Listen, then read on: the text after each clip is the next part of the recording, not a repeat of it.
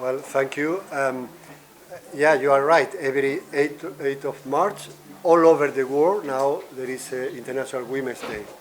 But we are in Somalia, and we have to stick to the reality. And the reality says that this year is an election year in Somalia. So we decided that it was good for the EU to pay homage to those ladies that are already in Parliament and in politics, and also encouraging others to be sensitized in favor of active participation during the next election. So this was the reason why we selected this subject for this year's celebration.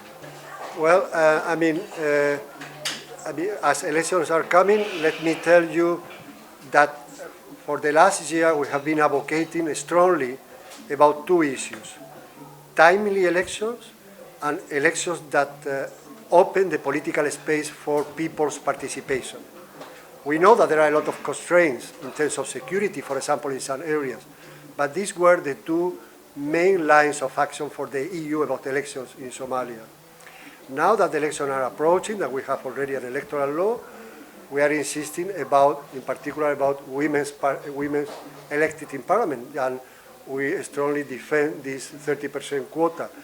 The quota is only an indicator.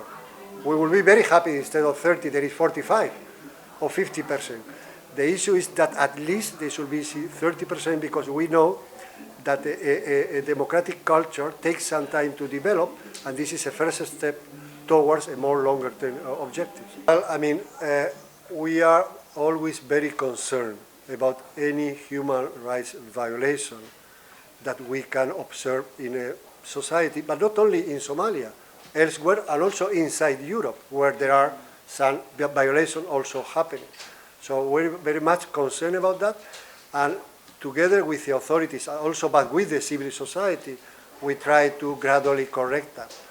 Definitely, we are not happy against violence inside families. We are not happy also about violence against media people, for example.